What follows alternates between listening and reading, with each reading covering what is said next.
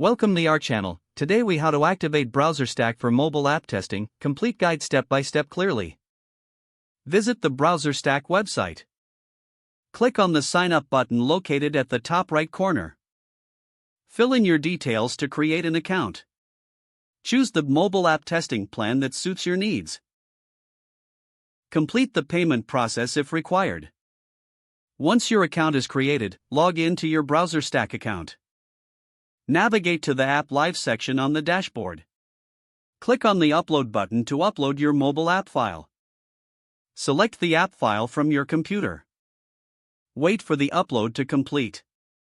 After uploading, choose the desired device and OS version from the available options.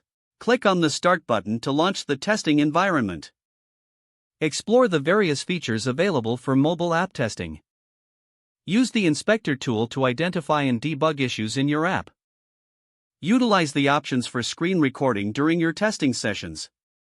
Access the network logs and other debugging tools for comprehensive analysis. Once testing is complete, you can download the logs for review. Log out of your BrowserStack account when finished. That's how to activate BrowserStack for mobile app testing.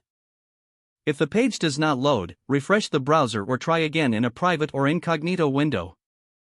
Make sure you are using the correct email address, then retype it carefully to avoid small typos.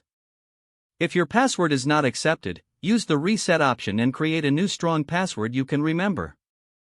Check your spam folder for verification or security emails, then complete any requested. Enable two-factor authentication if available to improve account security and reduce unauthorized access risk. After signing in, review your profile details so your contact information and settings are accurate and current. If you see an error message, note it down and try again after restarting your device and internet connection.